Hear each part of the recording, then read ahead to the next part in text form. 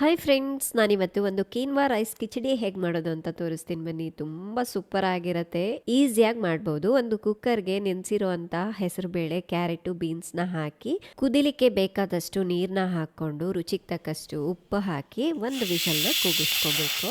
ಆಮೇಲೆ ಒಂದು ಪಾತ್ರೆಗೆ ಅಕ್ಕಿ, ಅದರ ಜೊತೆಗೆ ನಾನು ನೆನೆಸಿಟ್ಟಿರುವಂತಹ ಕೀನ್ವನ ಕೂಡ ಹಾಕಿ ನೀರನ್ನ ಹಾಕಿ ಕುದಿಸ್ಕೊಳ್ತೀನಿ. ನೀವು ಇದನ್ನು ಕುಕ್ಕರಲ್ಲಿ ಸಹ ಮಾಡ್ಬೋದು, ಬಟ್ ನಾನಿಲ್ಲಿ ಪಾತ್ರೆಯಲ್ಲಿ ಮಾಡ್ತಾ ಇದ್ದೀನಿ.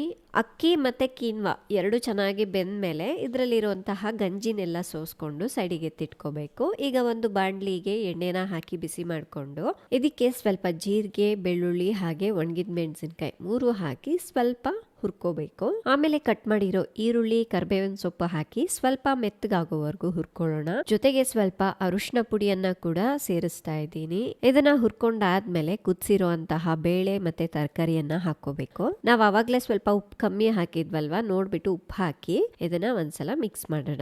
ನಾನಿದಕ್ಕೆ ಸ್ವಲ್ಪ ಕಾಯಿ ತುರಿಯನ್ನ ಕೂಡ ಹಾಕ್ತಾ ಇದ್ದೀನಿ. ಅದಾದ್ಮೇಲೆ ಕುದಿಸಿರುವಂತಹ ಕಿನ್ವಾ ಮತ್ತೆ ರೈಸ್ ನ ಕೂಡ ಆಡ್ ಮಾಡ್ತಾ ಇದ್ದೀನಿ. ಎಲ್ಲವೂ ಮಿಕ್ಸ್ ಮಾಡ್ಕೊಂಡು 1 ನಿಮಿಷ ಕುದಿಸ್ಕೊಂಡು ಸ್ಟವ್ನ ಆಫ್ ಮಾಡ್ಕೊಂಡ್ಬಿಡ್ಬೇಕು. ಬಿಸಿ ಬಿಸಿಯಾಗಿ ಈಗ ಸರ್ವ್ ಮಾಡ್ತಾ ಇದ್ದೀನಿ. ಇದರ complete recipe Ruchi Pakashale channel ನಲ್ಲಿದೆ, ಚೆಕ್ ಮಾಡಿ. Thank you.